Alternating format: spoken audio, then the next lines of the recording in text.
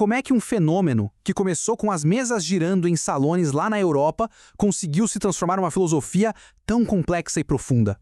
Hoje, a gente vai desvendar juntos as origens do espiritismo e o método super rigoroso que existe por trás da sua fundação. Para entender isso, vamos fazer uma viagem no tempo, lá para meados do século XIX. Imagina só a cena, uma época de muita agitação intelectual, e de repente surge um fenômeno bem curioso, que começou quase como uma brincadeira de salão, se espalhando pela Europa e pela América e, claro, chamando a atenção de todo mundo. Mas o que realmente intrigava não era só o movimento, sabe? O mais impressionante é que essas mesas pareciam responder a perguntas combatidas. Isso transformou o que parecia ser só uma bagunça num tipo de diálogo misterioso, o que, claro, gerou um debate enorme na sociedade da época. E aí fica a pergunta, né? Como é que se poderia separar o que era só espetáculo do que era real? Para fazer isso, era preciso alguém com uma mente mais científica, uma formação educacional, alguém que não fosse se deixar levar só pela empolgação do momento.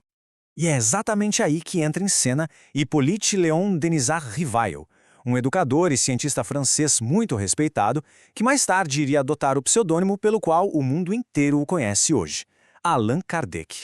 Olha, é super importante entender uma coisa. Rival não era um místico, muito pelo contrário.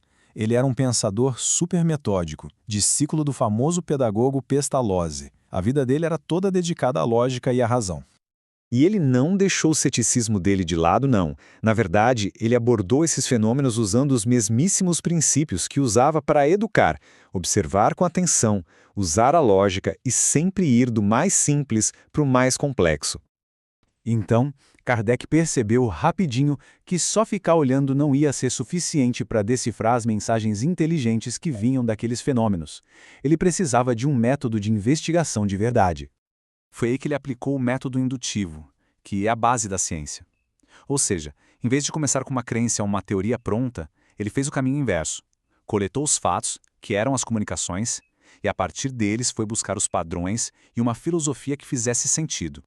E, gente, isso não foi um trabalho de um fim de semana, não.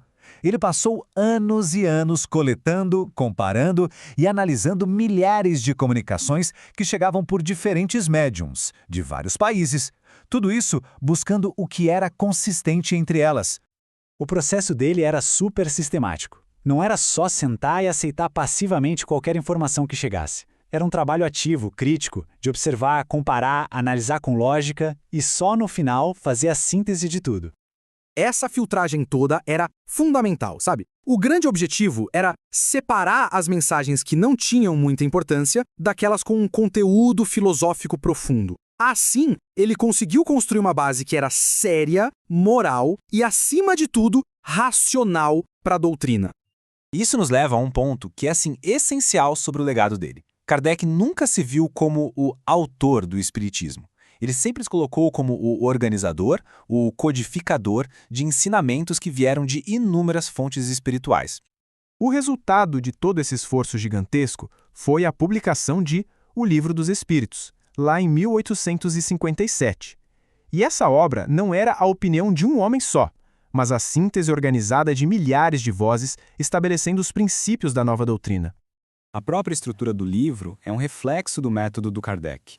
Ele organiza o conhecimento de uma forma muito lógica. Começa pelas causas primárias do universo, depois passa pelo mundo espiritual, até finalmente chegar nas leis morais e nas consolações para a vida de todo mundo. É por isso mesmo que Kardec e todos os seus colaboradores espirituais são considerados os pioneiros. Eles pegaram um fenômeno que era todo confuso e o transformaram numa filosofia coerente, totalmente baseada no estudo e na razão. O legado desses pioneiros, no fim das contas, não é um conjunto de regras fechadas, mas sim um convite contínuo ao estudo sério e metódico. Isso deixa a gente com uma baita reflexão. Como é que nós damos continuidade a esse trabalho de busca pelo conhecimento hoje em dia?